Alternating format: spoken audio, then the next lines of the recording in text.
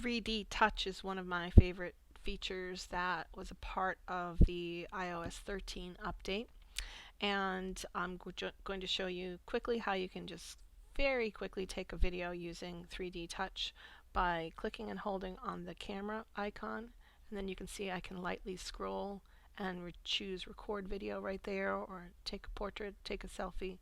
It just pops up very quickly using that 3D touch. If you own multiple Apple devices, you may have noticed that you can receive texts and phone calls on those other devices. It's one of the advantages of iOS over Android. It's also kind of frustrating. Some people don't like that feature.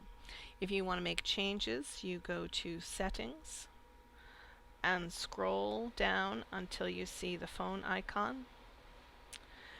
And then from here you can choose under the calls section, calls on other devices, and in here you can toggle these on or off to make those changes.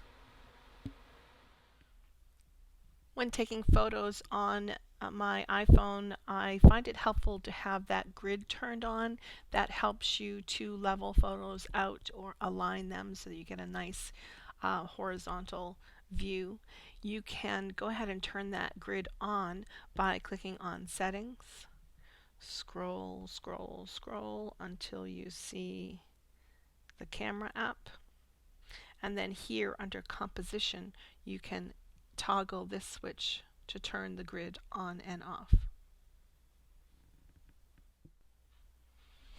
I'm going to launch my Safari app and show you a new feature that I really like. If I click on Safari and then click on the tabs here, you can see I have multiple tabs open. I can go through and close them manually, or I can go into Settings and make some choices about when those tabs are closed. So I choose Settings and I scroll to the Safari option. This does not work for any other browsers that are on your phone, on your iPhone, just for Safari. That is bundled in with Apple apps. And I want to scroll until I see the tabs section, and then in here I can click on close tabs, and I can choose to have those tabs automatically closed after 1 day, after 1 week, or after 1 month, or I can leave it at the default of manually. I have my phone frequently set to silent so that I don't hear my text messages or phone calls coming through. And sometimes that's really helpful, and sometimes I wish I could have a visual of when an alert was coming through. So we can do that. We can go to our settings and we can scroll until we see accessibility. And in this case, we want to scroll until we see the audio visual option. Choose that. And down here at the bottom, I can toggle this switch and say to turn on the LED flash for alerts. So then I'll see a flash on my phone when a new text message or new phone call comes through.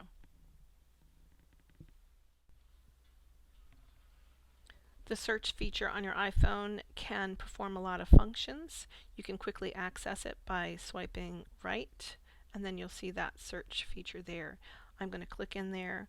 I'm just going to pop some numbers in. I'm going to say 756 and use that slash mark for divided by 6, and you can see that that calculation is performed. I can then click on that and iPhone will automatically launch my calculator app. You can also tell Siri or ask Siri to perform a mathematical function for you. We're going to take a look at the one-handed keyboard. If you tend to just use one hand using Messenger, or I'm in Notes here right now, I'm going to show you how you can change the look of your keyboard. I'm just going to come down to the bottom left-hand corner where that smiley face is, and then I'm going to use that 3D touch to just click and hold, and you can see that I can toggle to one side or the other, and it will change the way my keyboard looks. So now my keyboard moves all over to the left side. Again, I can click and go back to the middle or the right side. You may notice that when you use an app, particularly a new app that you've downloaded from the App Store, you frequently get messages asking you to rate that app.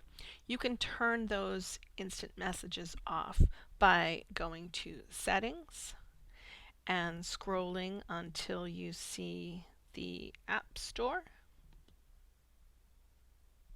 And then you just toggle the switch here in App Ratings and Reviews. Toggle that on or off, whatever your preference is. Sending audio messages through text or iMessage is becoming a more popular feature. There is a default setting, however, that automatically deletes those audio messages after 2 minutes. If you would like to preserve them, you go to the Settings button and scroll until you see Messages. And there's several sections in here. You can see SMS, MMS, Message History. Keep going until you see Audio Messages, and then you can click there and choose Never if you want to save those audio messages. A feature that I really like in my phone settings option is to silence unknown callers. So I'm going to choose Settings and scroll until I see my phone icon and click on that. And then you can see here I have it selected, turned on Silence Unknown Callers. So if it's a caller that is not in your contacts and they call you and spam, you can turn this on and have it silenced, and it'll just go directly to a voicemail. Earlier we talked about launching the calculator app by going to the search field and putting in a math function. And I also mentioned that you could ask Siri to launch the calculator app. Here's a few things you can do with Siri. And I'm going to press and hold on the right button, the button on the right side of my phone, to launch Siri. So here I go. What's the weather today? And Siri tells me that. Turn on dark mode. Sometimes people like to use this dark mode in the evening, particularly when you're next to someone that you don't want the glare of your phone to interrupt them in any way. Turn on light mode. It's a lot easier to teach these classes with light mode on. Set a timer for 10 minutes. And Siri automatically launches a timer. Set an alarm for 7 p.m. this evening. There's an alarm. Text Kelsey. And it pops up and says, what do I want to say to Kelsey? If you've been using your iPhone or iPad for a while, you know to go to Settings to make a lot of changes.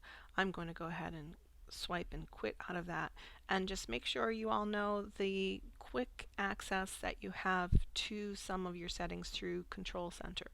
I'm going to lightly swipe down from the upper right hand corner of my screen, and then I get this Control Center here where I can make some very quick choices about my Wi-Fi, turning on the silent mode, increasing brightness, increasing sound, turn my flashlight on.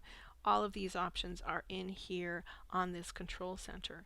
You just click lightly again to get out of that, and if you want to make modifications to that Control Center and remove some items and add some other items, just go to Settings and choose Control Center, and then you can just toggle through.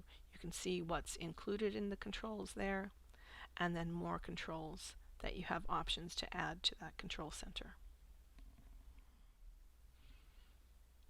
iPhone recently caught up to some of the Android devices with the swipe to spell option. I have the Notes application open here on my phone, and I'm just going to go down to my keyboard and drag as I try to spell what I want to say. You just keep moving your hand across the keyboard. I'm not picking it up and clicking, I'm just dragging and getting all of those words that come up. As always, the iOS will pop up suggestions of what you're trying to spell. But swipe to spell is a very quick way to send text messages, write some notes, get things done quickly.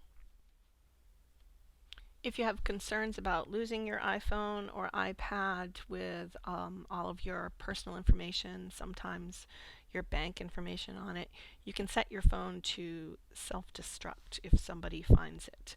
You do that by going to Settings, and then you're looking for either the Face ID and passcode or Touch ID and passcode, depending on which iPhone you're using. You put your passcode in there, and then you scroll down to the very bottom, and that spot right there where it says Erase Data, erase all data on this iPhone after 10 failed passcode attempts. So that's what happens if someone finds your phone, keeps trying to guess what the passcode is, it will automatically erase everything on the phone after 10 attempts.